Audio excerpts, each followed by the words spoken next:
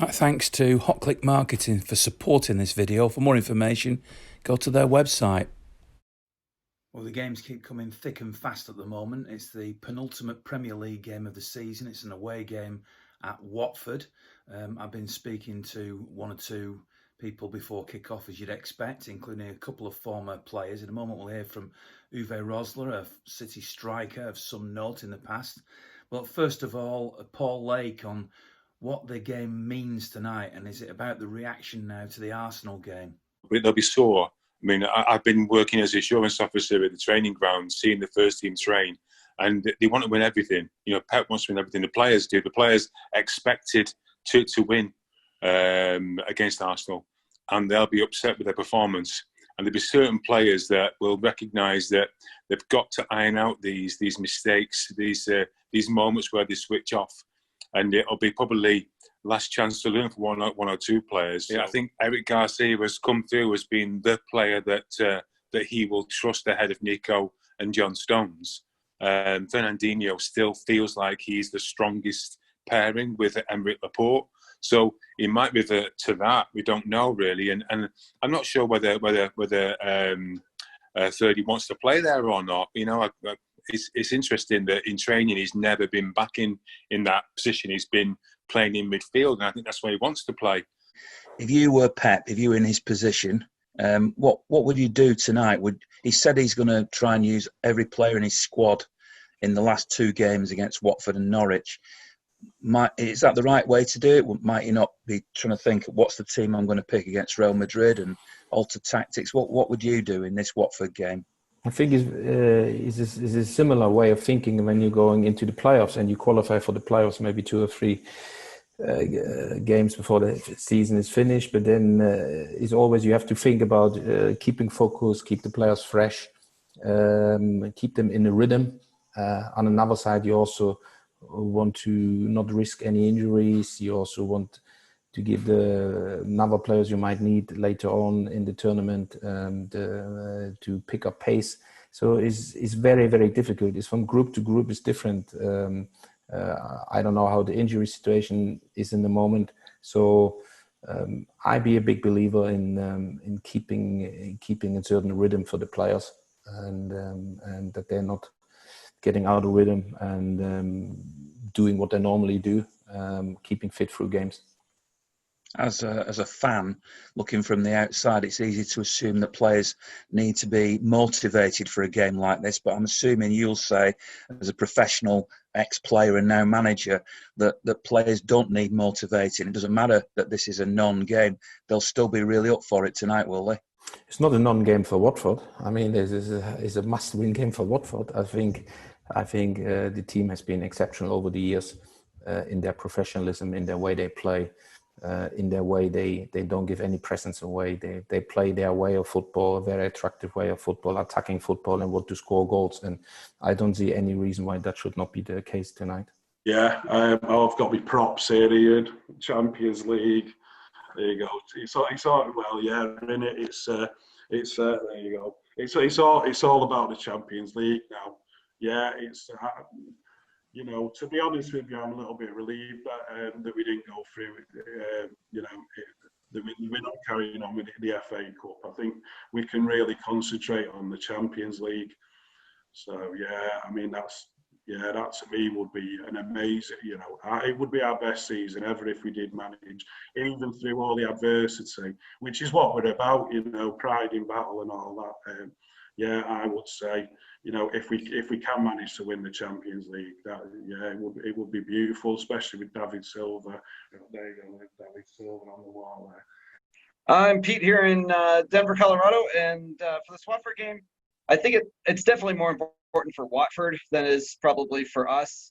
But after the Arsenal game, I think there's going to be a lot of guys who need to kind of prove themselves going into the Madrid game. They're going to want to get back on Pep's good side because I know he is not happy with what happened on Saturday for sure. So there's going to be some guys on notice who are going to put in a performance. Right now, it's more looking forward to Madrid, looking forward to the next season and seeing how things play out, and then we'll go from there. The pubs in Tampa have sort of been asked to close down again. so I'm watching at home. 1 o'clock in the afternoon kickoff, and yeah, I'll be at home. So it's one of these things now. We want to say don't want to get any injuries for Europe. We've had, I mean, two last games have been disappointing. Bournemouth, great result, but towards the end we were hanging on there. I thought it was going to be another 3-3 job like 1989, and they were going to equalise. It's 7 minutes to go with 7 minutes in injury time with Luther Blissett, and very disappointing. Not just to lose on Saturday, but I think it was just the manner of the defeat as well. It was almost like watching the Wigan game, the Wigan Cup final. We just really didn't turn up. So obviously I want 2 wins from the last 2 games. But again, I think it's more about making sure that vital players don't get injured. But obviously we need to give them game time as well.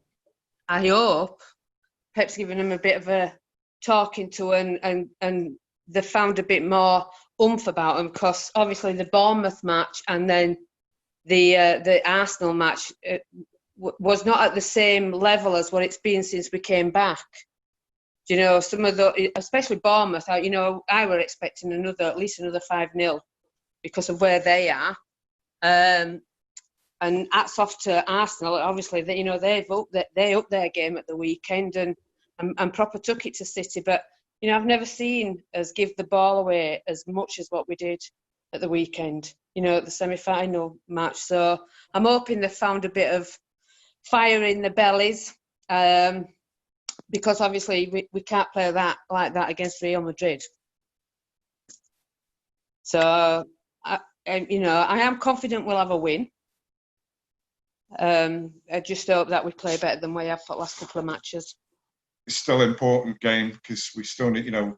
He's getting momentum from Madrid.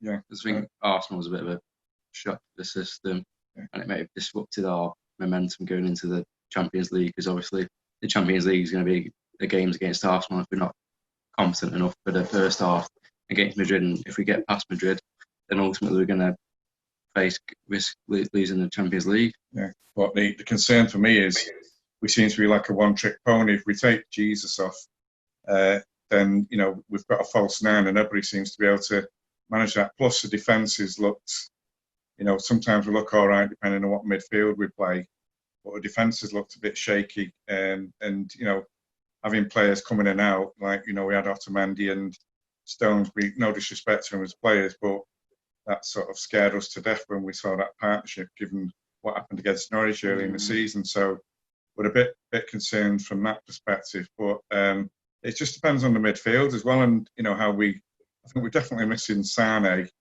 and I think we just need to look at who, you know, set the team up. You know, when James used to play. When he was a lot younger, it was like play your strongest team, and I you know, I love Pep to bits because I think he's the best manager we've ever had. Period. And I'd build a statue for him now if I could. But I think we just need to look at how we play the midfield and how we set up top, because we are lacking in defence in terms of the central pairing for the mid there, and you know, we are, what I've seen on various reports, we are missing a leader. You know, we're definitely missing Vinny. For me, it's about momentum and making sure that we continue the great home form that we've had, so that we've got something going into the Madrid game, because the Madrid game has suddenly become the only game in town. What do you read into tonight's team selection then, with Cancelo at left back? Is that an experiment, do you think, or is that just a fulfilment of what Pep said he would do, which is rotate all these players and give them games ahead of the Madrid match? Unless it's something we don't know about, such as an injury, it looks like he's either lost faith with Mendy or he's giving everyone a go, doesn't it? It's really difficult to tell because it's a strange one when he's not played there.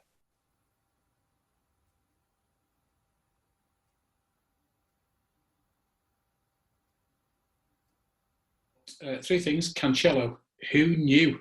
I thought it was absolutely superb. It was a real shocker playing him at left back, and actually I think he's arguably the best left back at the club. Wasn't particularly tested going backwards, but going forwards, his right foot wasn't a problem. I thought it was absolutely great. You'd select him against Madrid, would you? It's a risk, but then Mendy's a risk. So what are your other 2 points then? the other 2 points was I thought Jesus got a good goal at the end. Unfortunately, it was offside, but he needs a goal. The lad's absolutely trying his heart out, and you really feel for him. Third thing, Sterling, De Bruyne, Foden, absolutely superb.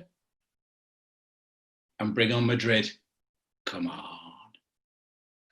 I think, well, it was a better City performance than what we had against Arsenal. And, you know, when you think back to the beginning of the season where for the first 20, 25 minutes, we were passing ball about, tiring out the opposition. We were back to doing that with Watford. You know, Watford are where they are because they're not winning games, so they are a bit of a weaker opposition, but they're still a Premiership team, aren't they? Yeah, I'm buzzing in. I thought it was a great performance. I thought we was very energetic, very solid. I thought Bernardo Silva had a good game. I think it was our best game we've had since we beat Liverpool 4-0. So yeah, which I don't think we've had enough credit for yet. I thought we were fantastic. Cancelo, what a revelation! Right back, left back. You know, the guy was awesome. Rodri, I thought the stat for Rodri in the first half was it 65? 56 passes for Rodri and 44 for Watford. Yeah, 55 for Watford. Yeah, something ridiculous like that. We're just brilliant performance. Took a while for us to get going. I think we was getting over the match from last week, but absolutely superb. Just a bit gutted that Raheem didn't get a hat-trick. And it'd have been fantastic to finish off with Jesus getting the 5th one if it hadn't been for his arm being offside. But what a header. So you've been full of praise for Cancelo. So does that mean that when City play Madrid, he gets in the starting lineup? I think he's going to be a contender, but possibly he could be using it as a tactical purpose to put him as left back maybe, and still play Walker at right back. But depends what he wants to do with Mendy, though, doesn't it? You know, whether he still wants to, whether he thinks he's going to risk Mendy in that left back position. I think certainly Cancelo has staked his claim. I think for playing against Madrid based on this performance. I just thought he was absolutely exceptional. Rodri today certainly controlled the midfield, which I don't think Gundogan could do against Arsenal. But then again, I just think maybe the opposition wasn't as good. But maybe I think Arsenal certainly took their chances against us, whereas Watford didn't really pose as much as a threat. So unless maybe the new faces of Cancelo and Rodri coming in certainly made a difference, I'm not too sure, but possibly I think Cancelo and Rodri certainly helped us or gave us a boost in this game than what we were missing against Arsenal. I was a bit worried. I mean, you could see how they defended very well. It was almost like Arsenal with 9 at the back. We went off for that first drinks break, and then after that, once we got the first goal, I knew that'd be it. And that's how it seems to go. If we get the first goal, we'll win. If we don't, like Southampton, like Arsenal, and what could have happened today, then we don't. We just seem to just struggle. Once we got the first, it was never in doubt. And the second half, we came out like a roller coaster. It was a great beginning of the second half. It was almost like a training session after that. I mean, I think I could have played in goal today, and it still would have been 4-0. So another comfortable victory for City against Watford. I, for one, hope that they stay up, but that won't have helped their cause today. Another goal for Raheem Sterling, in fact, a couple. Good performance from Rodri and Cancelo, highlighted by the fans that you've heard from as well. And of course, if you want to share your views at any time, then I'm on Twitter at Ian Cheeseman, or of course you can make comments on the YouTube vlog. Thanks very much for watching. Thanks very much for your support. If anybody's interested going into next season of supporting the videos by sponsoring, having your name or your chosen charity in the videos, then please contact me by DM. In the meantime, enjoy the rest of your week. And today it's been great to be able to, hasn't it? As it always is. Big shout out to the 3 companies that have supported the products that I put out under the Forever Blue title throughout the year, the podcast and the vlogs. See you all soon.